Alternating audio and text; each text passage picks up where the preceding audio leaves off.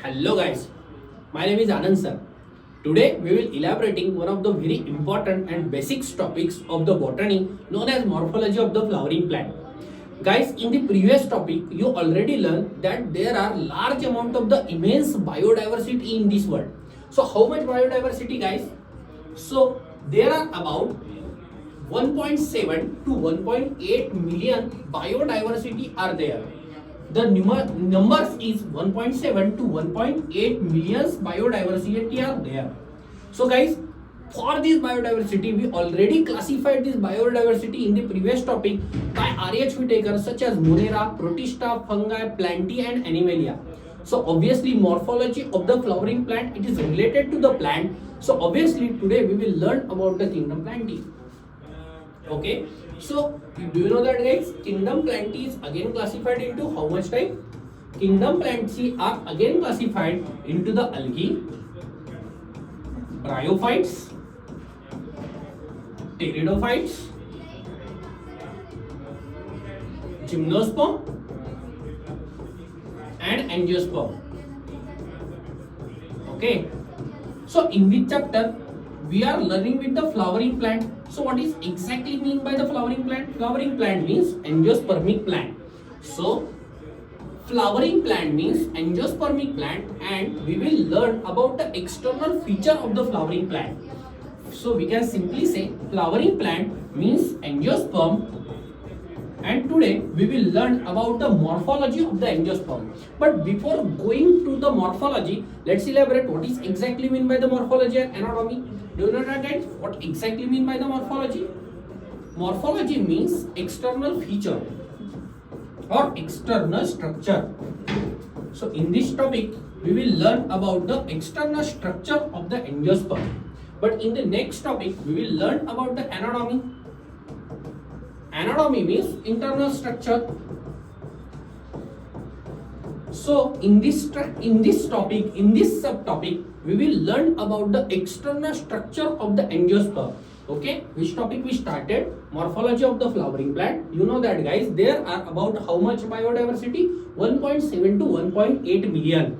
RH Whittaker classified this biodiversity into 5 major groups. That is Monera, Protista, fungi, plants and animal.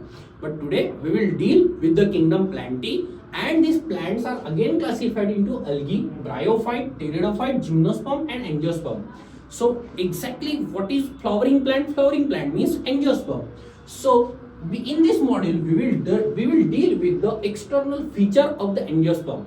So obviously when you talk about the angiosperm guys,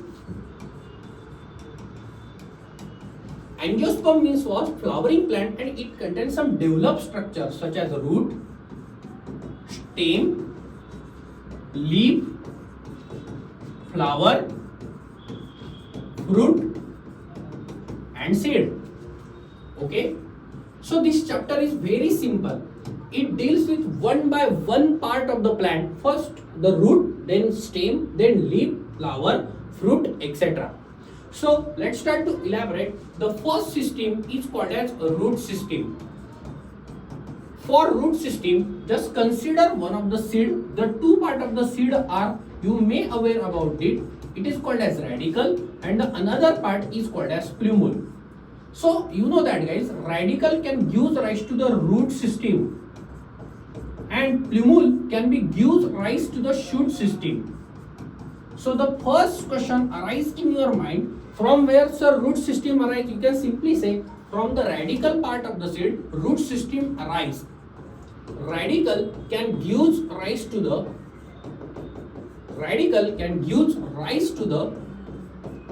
root system. Okay, so how you can define root system in another way? You can simply say the root system is the underground part of the plant,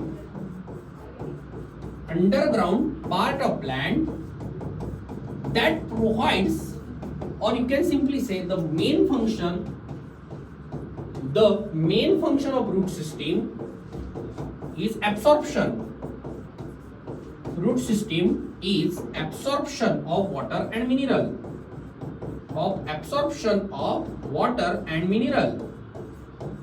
So guys, what is the main function of root system? Absorption of the water and mineral as well. So guys, this root system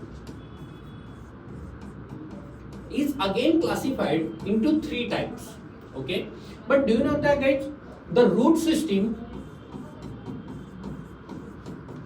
or roots are classified into three types. Roots classification. Okay, the root that is directly arrived. Okay, so you just consider the seed. The root that is directly arrived from radicle is called as primary root. So first part or first classification is the primary root. The root that is directly arrived or directly arise from radical is primary root. It is called as primary roots. The primary root gives rise to the secondary roots, and secondary root gives rise to the tertiary roots and root hairs. Finally, it emerges into the root hairs. How we can predict it? By the diagram. So consider this is the seed. One of the root is there directly from the primary root. Primary root gives rise to the secondary root. Secondary sometimes root gives rise to the tertiary root. Okay, and tertiary root sometimes gives rise to the small root hairs. Okay, so this is the part of the plant, or it is, you can simply say it is the root system. Beta, this root system or root system is again subclassified into three types. Taproot system. Okay, the second is called as fibrous root system, and third is called as adventitious root system. Adventitious root system. So let's elaborate the taproot, fibrous root and adventitious roots in the next bit of the topic. Hope you are really enjoying my lecture, guys. So if you enjoying my lecture, just like and share and subscribe. Thank you, guys.